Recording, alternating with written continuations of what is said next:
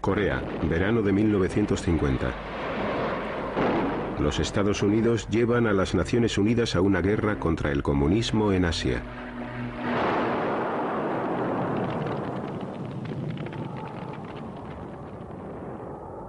En invierno, los comunistas chinos atacan a las tropas de las Naciones Unidas y éstas se ven obligadas a realizar una retirada a gran escala. El camino fue muy similar al que tuvo que emprender Napoleón al retirarse de Rusia. Corrimos precipitadamente, de modo caótico, a la desbandada, tratando de llegar a Pusan, tratando de regresar a Japón. Fue muy desagradable. La Guerra Fría se había convertido en una guerra candente.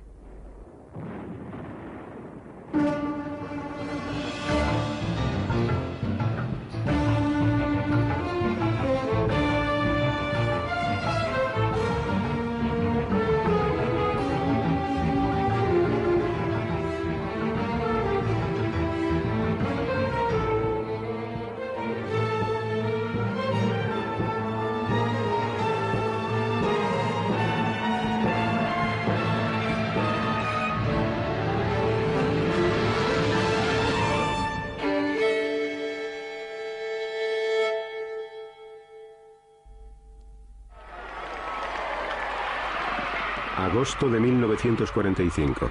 Al final de la Segunda Guerra Mundial, el ejército japonés, que ocupaba Corea desde hacía 35 años, se rindió.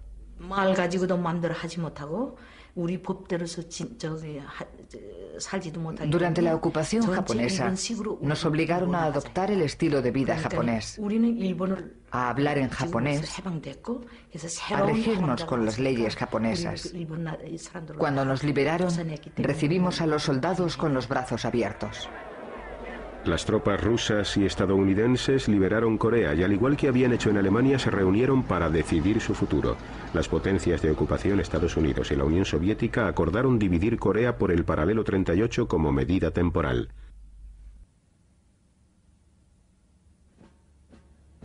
Estados Unidos controlaba la zona sur de la división.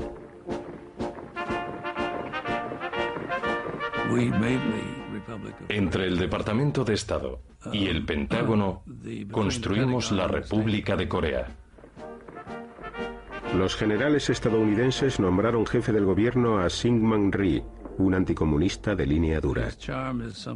De algún modo, su encanto resultaba decepcionante, porque también era un hombre muy duro, implacable y muy patriótico. Y no era ni mucho menos tan amable como parecía.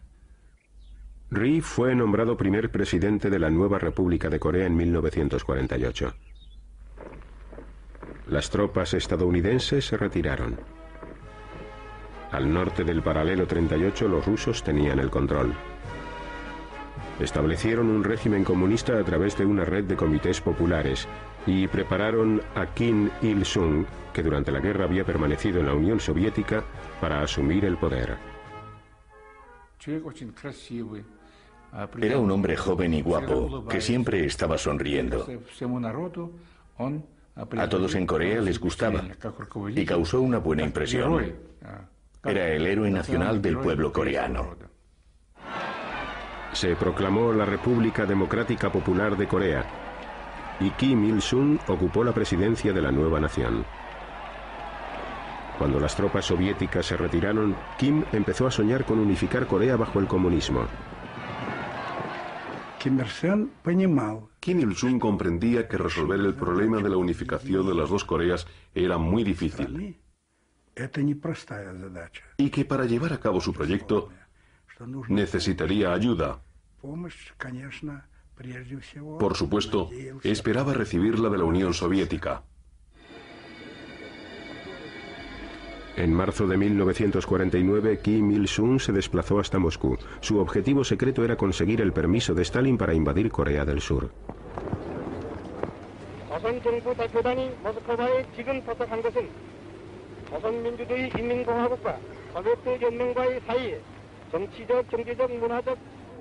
Stalin, preocupado por la crisis de Berlín, rechazó la petición de Kim de iniciar una invasión.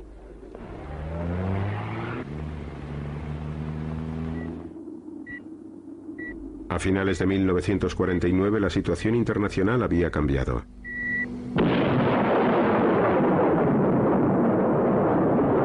Los soviéticos detonaron su primera bomba atómica.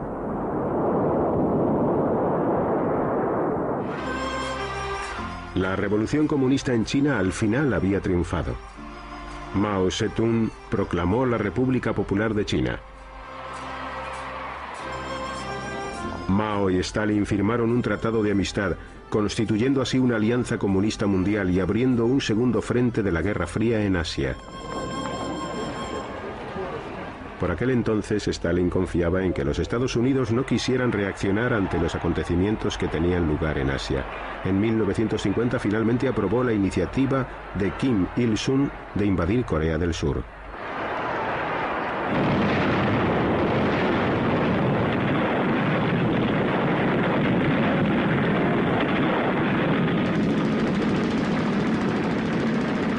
...25 de junio de 1950... el ejército norcoreano lanza su ataque sorpresa contra el sur.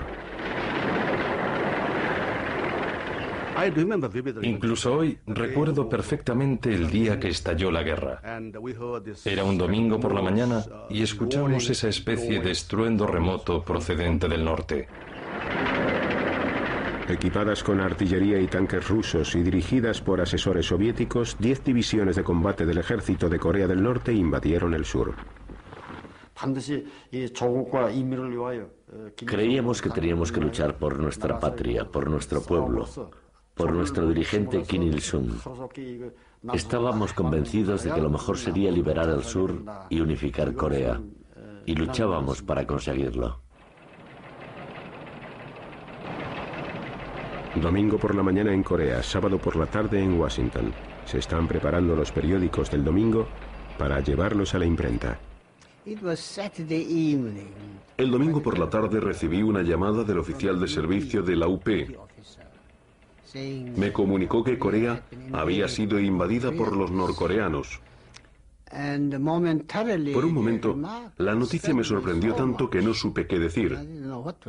No sabía si se estaba riendo de mí o si realmente estaba seguro de lo que decía. Los oficiales de alto rango fueron llamados esa misma noche al Departamento de Estado. Cuando invadieron Corea del Sur, sentimos que era necesario tomar medidas al respecto sin perder un momento. No habíamos planeado exactamente en qué consistirían dichas medidas, ni tampoco hasta dónde teníamos que llegar. No habíamos elaborado un plan de contingencia por si estallaba una guerra entre Corea del Norte y Corea del Sur. Alrededor de medianoche recibí una llamada. Era el presidente Syngman Rhee. Cogí el auricular y dijo: por favor, pida al gobierno de los Estados Unidos que nos envíe rápidamente la ayuda necesaria. El embajador surcoreano se dirigió de inmediato al Departamento de Estado de los Estados Unidos para ver al subsecretario Dean Rusk. Dijo, y cito literalmente: en nuestra opinión, este es un tema que no solo debe preocupar a los Estados Unidos, sino al mundo entero. Y puesto que ese es nuestro criterio, hemos decidido convocar al Consejo de Seguridad para una sesión de urgencia.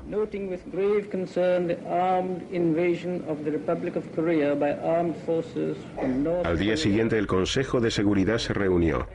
Moscú estaba boicoteando a las Naciones Unidas porque se negaban a admitir en su organización a la China comunista. Los Estados Unidos aprovecharon la ocasión para condenar la agresión norcoreana.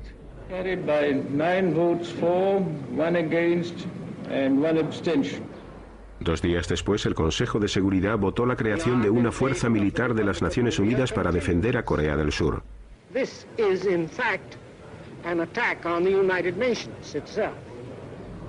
Soldados de 16 naciones se congregaron bajo la bandera de las Naciones Unidas para luchar contra los comunistas. Estábamos eufóricos. Nos sentíamos muy bien, muy animados.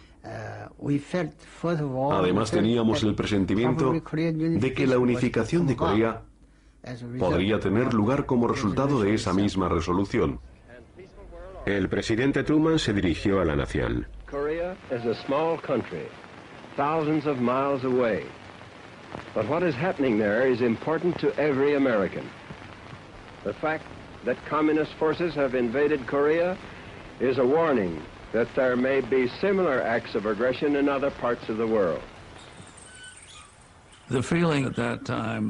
En aquellos momentos, parecía que no podrían haber llevado a cabo una operación militar de tal magnitud sin el apoyo del ejército ruso. En otras palabras, nada más comenzar el conflicto, llegamos a la conclusión de que se trataba de un movimiento, de un acontecimiento que estaba ocurriendo dentro del marco de la Guerra Fría.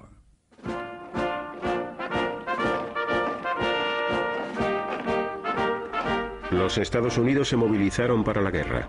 Todas las reservas fueron llamadas a filas. En el momento en el que entramos en la guerra, y con nosotros las Naciones Unidas, era una guerra que todo el mundo conocía.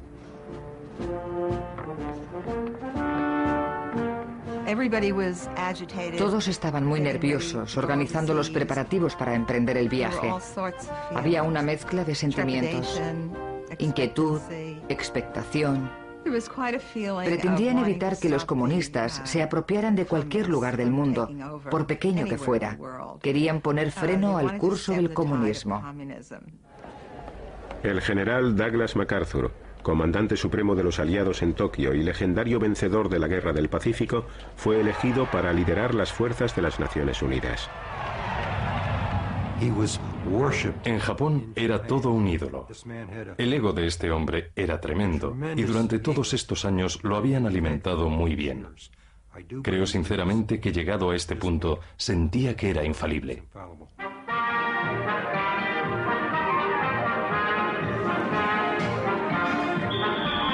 Las tropas que más cerca estaban de Corea eran las fuerzas de ocupación en Japón, pero pocas estaban preparadas para entrar en combate. En la vida que llevábamos teníamos muchos momentos de ocio. Vivíamos a través del catálogo de Sears. Comprábamos telas y todas esas cosas para las chicas nativas. Allí se vivía muy bien. El destacamento que los Estados Unidos enviaron a Corea no se imaginaba que permanecería allí tanto tiempo. En realidad, nos pidieron que lleváramos el equipo básico y que nos olvidáramos del resto porque como mucho estaríamos allí 6 semanas. Les demostraríamos nuestro poder en el campo de batalla. Esos asiáticos amarillos volverían al otro lado del paralelo 38 y nosotros podríamos regresar a casa. Pero no iba a resultar tan fácil.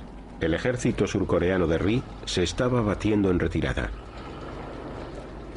2 divisiones tiraron sus armas y se unieron a los refugiados que huían del avance comunista.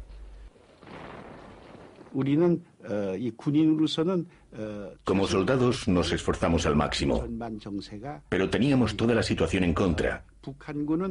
El ejército norcoreano consiguió sus objetivos iniciales y se hizo con la ciudad de Seúl en 3 días. Al apoderarse de la capital de Corea del Sur, Kim Il-sung obtuvo una gran victoria para el comunismo.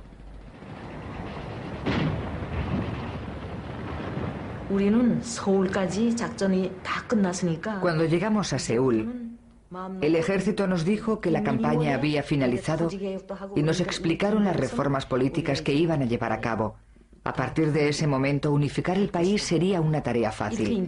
Pensamos que la guerra había terminado definitivamente.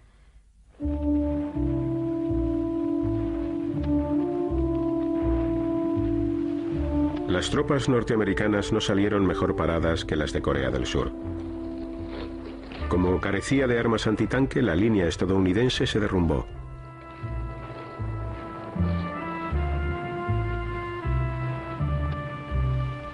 En pocos días, las tropas norteamericanas retrocedieron sumidas en el caos y en la desorganización ante el asalto del pequeño régimen comunista de Corea del Norte. El material con el que contábamos era el que había sobrado de la Segunda Guerra Mundial. No estábamos preparados para nada, y menos para combatir en una guerra. En resumidas cuentas, eso es todo lo que ocurrió.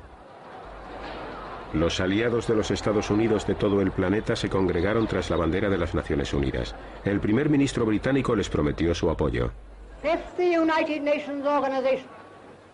was not to go the way of the old League of Nations. It was absolutely and imperatively necessary that a halt should be called. Contingentes de 15 naciones comenzaron a llegar a Corea para unirse a los estadounidenses en el ejército de las Naciones Unidas. La apuesta del general MacArthur para cambiar el curso de la guerra era muy arriesgada. Los destacamentos de las Naciones Unidas se habían visto obligados a retroceder hasta un diminuto enclave situado en Pusan. Entonces se llevó a cabo una vasta invasión marítima que llegó unos 250 kilómetros por detrás de las líneas enemigas, cuyo objetivo era cortar el avance norcoreano y obligar a sus tropas a replegarse. Está amaneciendo, es 15 de septiembre de 1950.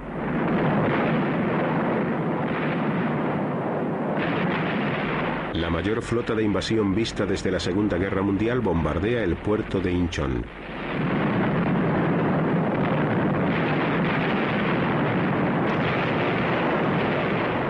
Los marinos estadounidenses y coreanos desembarcan en el lugar en grupos muy numerosos. Cuando aterrizamos nos dirigimos a la playa a toda velocidad.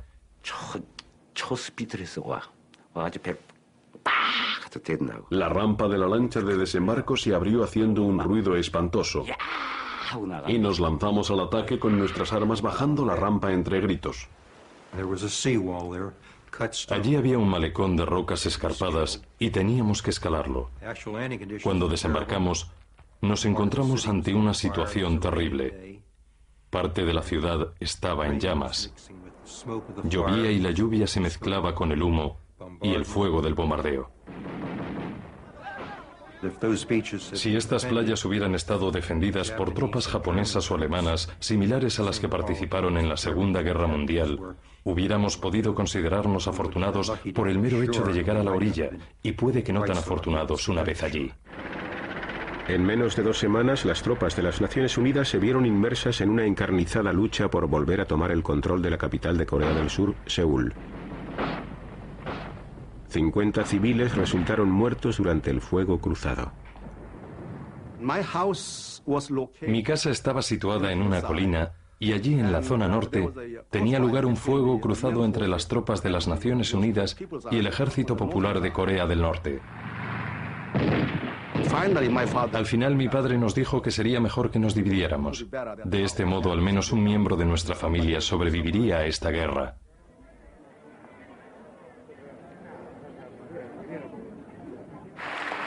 Cuando por fin recuperaron el control de Seúl, MacArthur restableció a Syngman en su puesto en el Parlamento.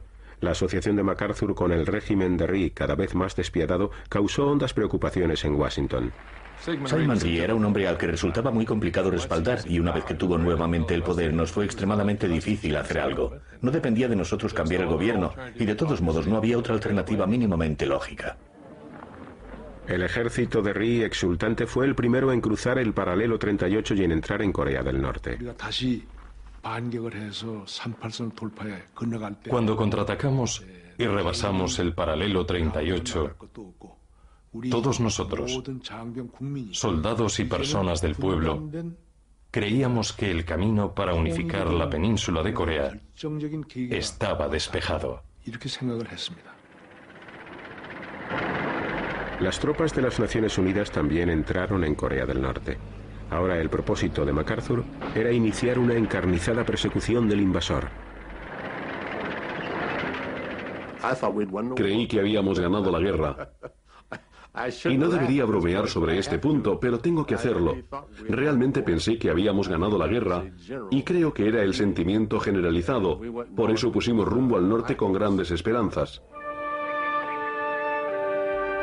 El inmenso río Yalu constituye una frontera natural entre Corea del Norte y China. Al otro lado de esta barrera, los líderes chinos seguían la guerra con preocupación. Temían que el ejército estadounidense que se encontraba en Corea del Norte invadiera la China continental.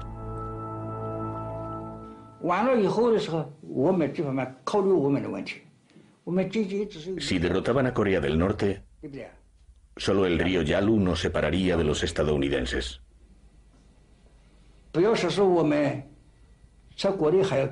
No podíamos correr el riesgo de que los aviones norteamericanos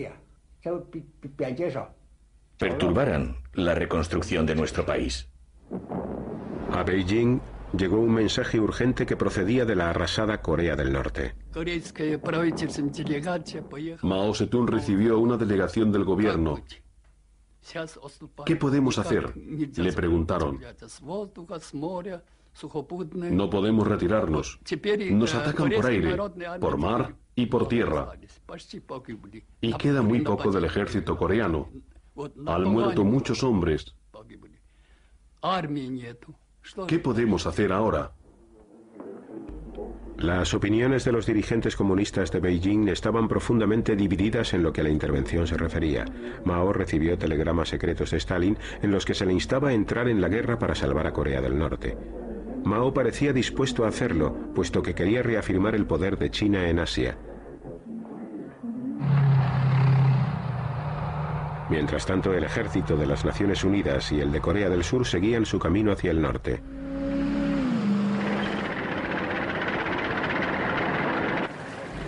El 19 de octubre cayó Pyongyang. Era la única capital comunista que había caído durante la Guerra Fría. MacArthur ya casi había conseguido lo que quería. Estaba persiguiendo a un ejército derrotado. La carrera hacia el Yalu había comenzado. MacArthur se sorprendió cuando le mandaron llamar para que asistiera a una reunión con el presidente Truman en la isla de Wake, situada en mitad del Pacífico. MacArthur aseguró a su comandante en jefe que no existía posibilidad alguna de que China entrara en la guerra. En premio a su labor recibió otra medalla que él interpretó como una autorización para continuar avanzando hacia China. Cuando el presidente le pidió que se quedara a almorzar con él, MacArthur rehusó. Mientras Truman y MacArthur hablaban, Mao ordenaba al ejército chino, conocido como los Voluntarios del Pueblo, que entraran en Corea. 1,5 millones de chinos comenzaron a cruzar el río Yalu y esperaron a que las fuerzas de las Naciones Unidas se aproximaran a la orilla. Mientras las hordas de voluntarios cruzaban el Yalu, iban cantando esta canción.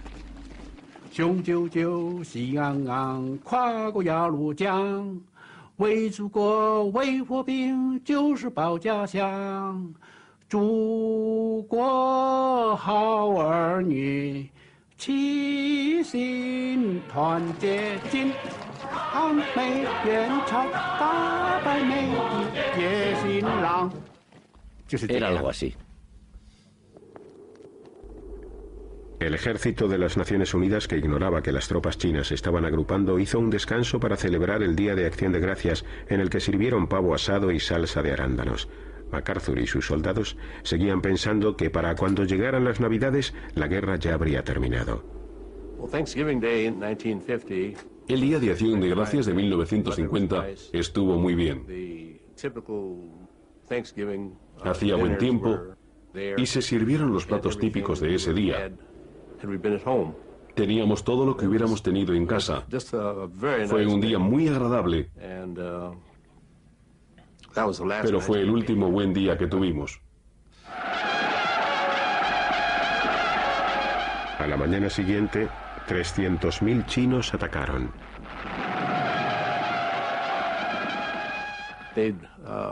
Soplaban esas cornetas y su sonido helaba la sangre en las venas de los soldados.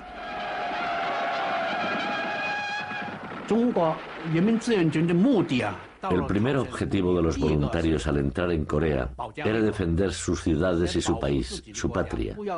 No podíamos permitir que otros cruzasen el río Yalu y nos invadieran. Pero también queríamos ayudar al pueblo coreano.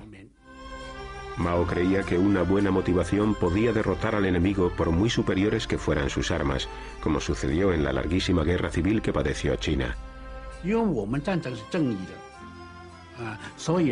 Como nuestra causa era una causa justa, podríamos derrotar al enemigo. Nuestro coraje y la estrategia que desarrollamos durante los años de la lucha por la liberación nos resultarían de gran ayuda para vencer al enemigo.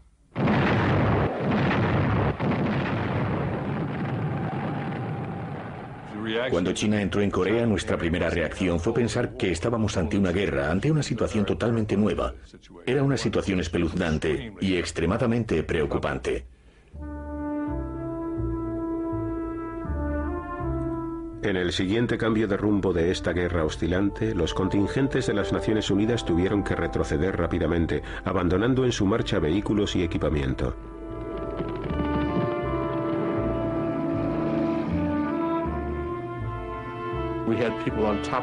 En nuestra huida hacia el sur, los soldados viajaban en el techo de los camiones y también en los estribos. Nunca en mi vida me había sentido tan impotente como formando parte de un ejército que huye. Era increíble. Imagínese por un momento la temperatura de 25 grados bajo cero. Nada funciona como debería. Resulta muy difícil disparar un arma a esas temperaturas, y hay un montón de chinos esperando ahí fuera. No conozco la existencia de otro movimiento de estadounidenses tan infructuoso como lo fue aquel camino, pero después de todo era un camino.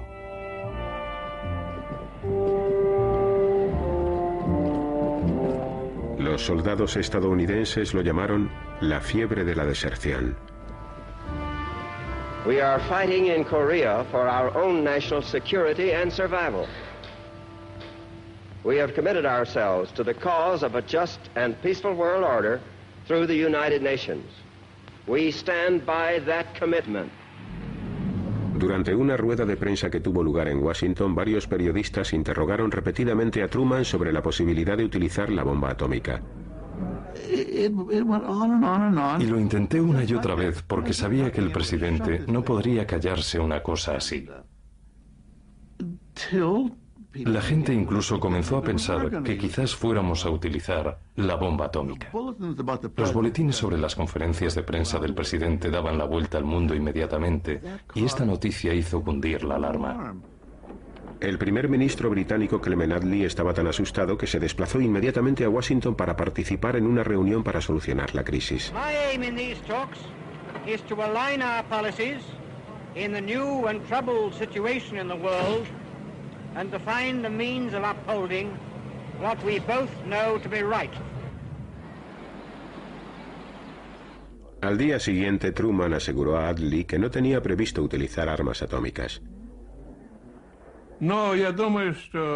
Creo que los estadounidenses comprendían que esa medida tendría represalias. Si la usaban, nosotros también la usaríamos. Teníamos un acuerdo con China. Por eso no utilizaron la bomba atómica. Ese invierno, el sufrimiento llegó a los hogares de muchas familias estadounidenses, precedido de unos golpes en la puerta. El 29 de diciembre sonó el timbre. Era viernes y acababa de lavarme la cabeza. Abrí la puerta y allí estaba ese chico que venía a entregarme un telegrama. Después se dio la vuelta y se marchó.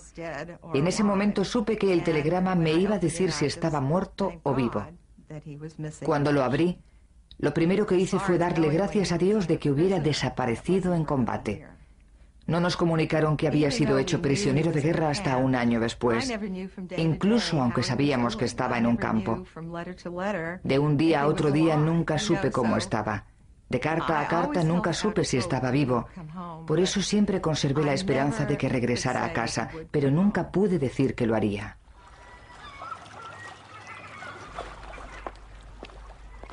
Los soldados de las Naciones Unidas que se batían en retirada pusieron en práctica una estrategia militar que consistía en arrasar todo lo que encontraban a su paso. Tras abandonar Hunman, los ingenieros estadounidenses volaron la zona del puerto. Los chinos, que avanzaban con rapidez, recuperaron la capital de Corea del Norte, Pyongyang. A principios del año 1951, Seúl volvió a caer en manos comunistas. MacArthur nombró al general Matthew Ridgway nuevo comandante de campo.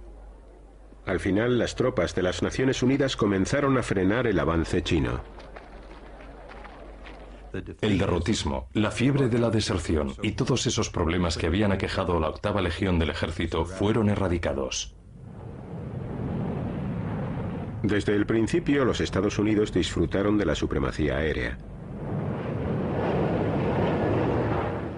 Cuando sobrevolaba el Yalu en el F-86, estábamos utilizando tácticas que habían sido literalmente utilizadas durante la Primera y la Segunda Guerra Mundial, excepto que ahora pilotábamos aviones mucho más rápidos. Cuando los cazas rusos MiG-15, guiados por pilotos rusos bien entrenados, llegaron a la zona de guerra, plantearon un desafío a la supremacía norteamericana.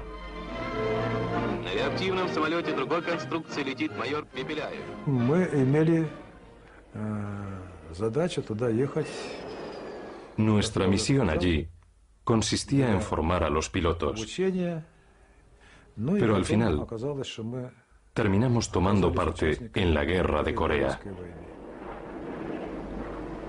Con la presencia de sus pilotos en Corea, la Unión Soviética corría el riesgo de entrar en conflicto directo con los Estados Unidos.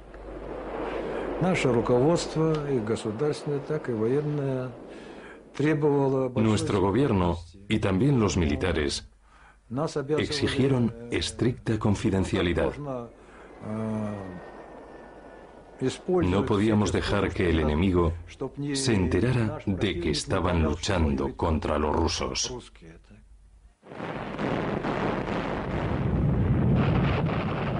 Cuando los Estados Unidos desplegaron el Sabre F-86, fueron recuperando lentamente el dominio de los cielos. Esto permitió a la flota aérea estadounidense mantener una ofensiva constante sobre los blancos terrestres. Para los ataques terrestres utilizábamos los F-9F, los Panthers. En ese tipo de aviones se podía transportar una gran carga explosiva y también 1000 kilos en bombas aproximadamente.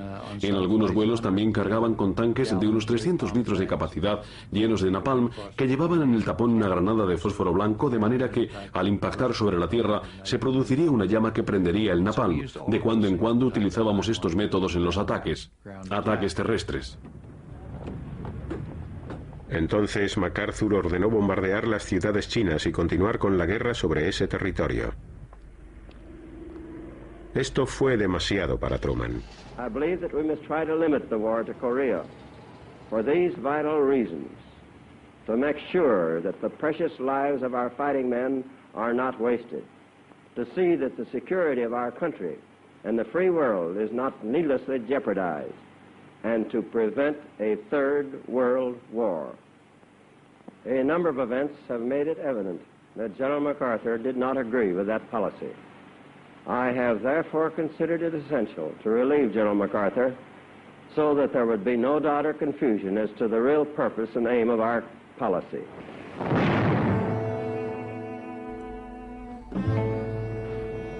En el verano de 1951, las dos partes combatieron hasta llegar a un punto muerto en las colinas de Corea, casi en el mismo lugar donde se había iniciado la lucha un año antes. Cada mes había que lamentar unas 2.500 bajas en las filas de las Naciones Unidas.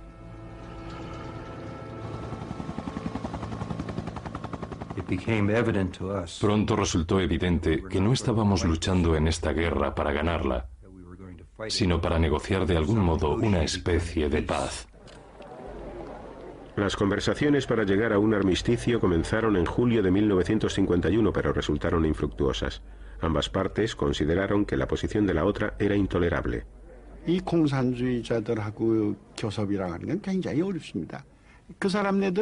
Negociar con los comunistas era muy difícil. Para ellos las negociaciones eran otro campo de batalla, una táctica para ganar tiempo. Entre los principales escollos que se encontraron en las conversaciones para alcanzar la tregua estaba el destino de los prisioneros de guerra. Tanto Corea del Norte como Corea del Sur maltrataban a sus prisioneros. 1 de cada 3 prisioneros de guerra estadounidense capturado por los norcoreanos no sobrevivía al primer invierno. Muchos morían enfermos de disentería por causa de las diarreas, de las graves palizas o debido a la malnutrición. Algunos de ellos no eran más que rezagados.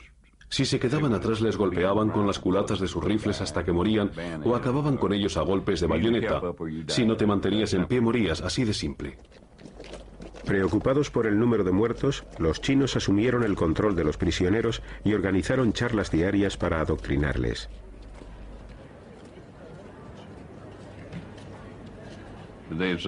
Les decían, os diremos por qué habéis venido a Corea, porque ahora os encontráis a miles de kilómetros de vuestros hogares. Habéis derramado vuestra sangre por los belicistas especuladores de Wall Street. ¿Por qué habéis venido aquí a perder vuestras jóvenes? Se estarán acostando con vuestras esposas e hijas. ¿Acaso creéis que eso es justo? Y así seguían durante días enteros, durante horas enteras, continuamente. Pero en la patria de los combatientes a muy pocos les interesaba la guerra de Corea. En la Segunda Guerra Mundial todos estaban pendientes del curso que tomaban los acontecimientos, pero la guerra de Corea no le interesaba a nadie. Los periódicos escribieron muy poco sobre ella. Para saber lo que había pasado el día anterior en Corea, había que comprar el New York Times, porque en la página 2, todos los días, había una pequeña columna sobre este conflicto. En el resto de los periódicos generalmente no escribían acerca de ese tema, y solo aparecía en titulares cuando tenía lugar alguna escaramuza o cuando se perdía alguna colina. A la gente no le interesaba en absoluto. No ocurrió lo mismo con la guerra de Vietnam. Entonces, desayunabas, comías y cenabas pegado a la televisión para ver las últimas batallas. En Japón, la guerra de Corea impulsó la economía y generó 3.500 millones de dólares en inversiones. Japón, el antiguo enemigo, se convirtió en un bastión del capitalismo en su lucha contra el comunismo en Asia.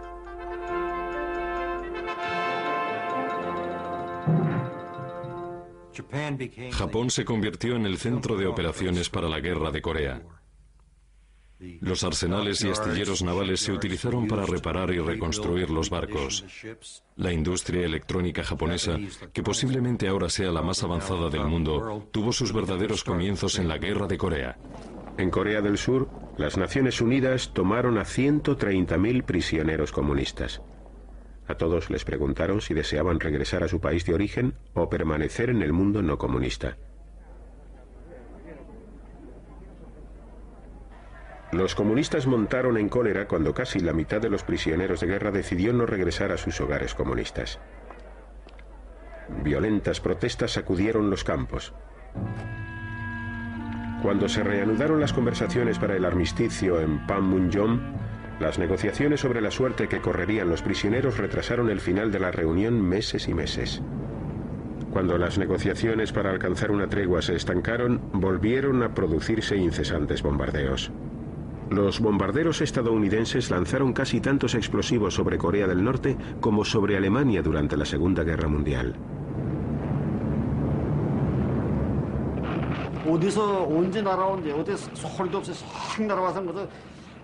Los bombarderos llegaron sin avisar y murió mucha gente durante el ataque. Había personas muertas por todas partes. Apenas si quedaba una sola casa en pie. Bombardearon las grandes ciudades, los pueblos y las zonas rurales sin hacer distinciones. Lo vi todo con mis propios ojos.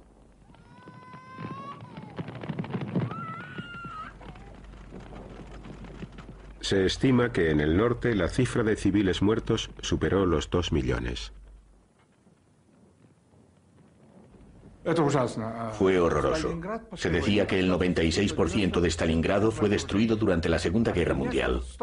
Pero Pyongyang estaba totalmente destruida. Todo había quedado reducido a cenizas. No había ni una sola casa en pie.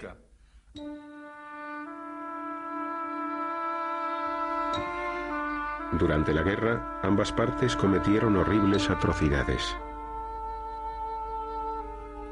Los norcoreanos asesinaron a sus compatriotas del sur, a los que acusaban de simpatizar con el enemigo. Los partidarios de Ri masacraron a los sospechosos de ser comunistas.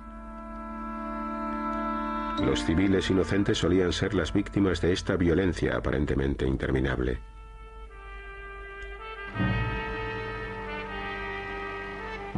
En Panmunjom, las conversaciones continuaban. En 2 años hubo cientos de reuniones.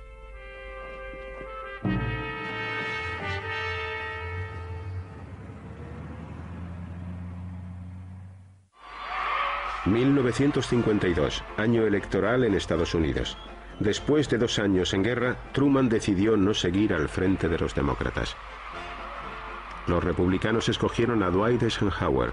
Su eslogan: iré a Corea. A muchos de nosotros, el presidente Truman nos había desilusionado. De algún modo yo le culpaba por la guerra. Por eso, cuando llegaron las elecciones del año 52, estaba impaciente por votar a Eisenhower.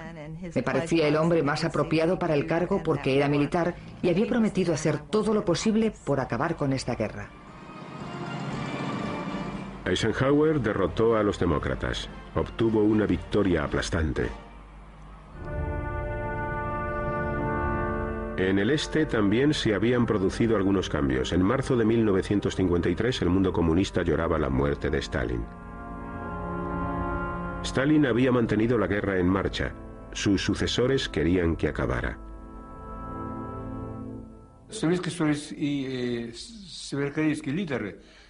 Los líderes soviéticos y norcoreanos llegaron a creer que era imposible ganar esta guerra, porque en la zona de Corea del Sur estaba el mundo entero, y en la zona de Corea del Norte, la Unión Soviética y China.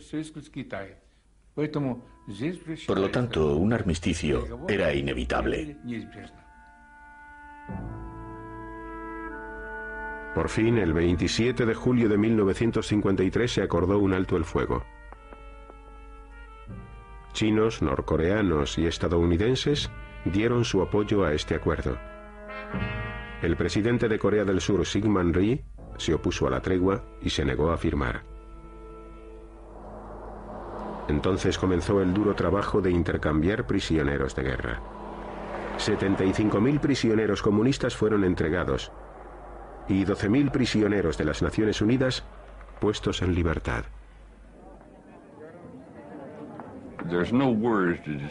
No tengo palabras para describir la euforia que sentí cuando mis amigos y yo cruzamos la línea. Fue como si me quitaran un gran peso de encima. Era como si durante los últimos 2 años hubiera estado soportando sobre mis hombros toneladas y toneladas, y de repente podía respirar de nuevo. Me sentía más ligero y era libre. La libertad.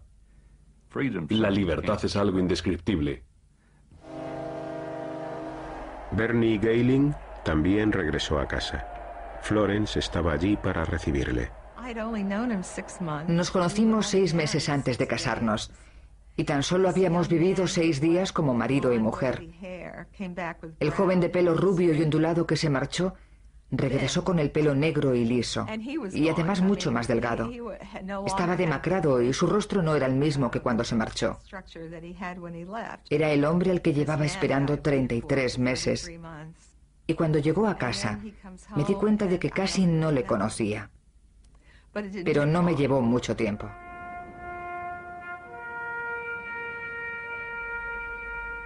$54.000 estadounidenses no regresaron a sus hogares. La guerra se cobró las vidas de 3.000 hombres pertenecientes a los ejércitos de otras 15 naciones. En China, Mao consideró que se trataba de una gran victoria y los voluntarios regresaron a sus hogares como héroes. Se estima que 500.000 de soldados chinos murieron durante la guerra.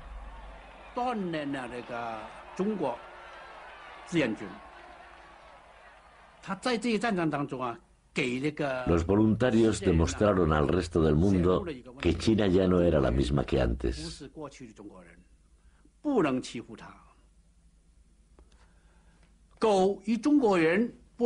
China ya no aceptaba las bravuconerías. Había dejado de ser el país pobre de Asia.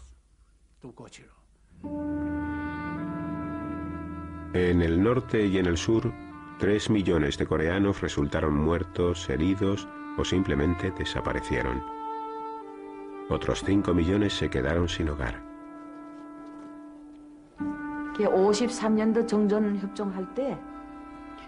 Cuando se negoció la tregua en 1953, el pueblo coreano vislumbró la oportunidad de respirar tranquilo. Pero en la guerra, realmente nadie había salido vencedor. Murieron demasiadas personas y se destruyó una parte muy grande del país. No habían ganado, pero los países occidentales habían conseguido que la línea fronteriza siguiera en pie. El comunismo había sido contenido en Corea. En líneas generales, fue una derrota para el socialismo. No fuimos capaces de imponer el sistema socialista en Corea del Sur, de modo que fracasamos. 40 años después, al final de la Guerra Fría, la frontera entre las dos Coreas seguía estando en el mismo punto.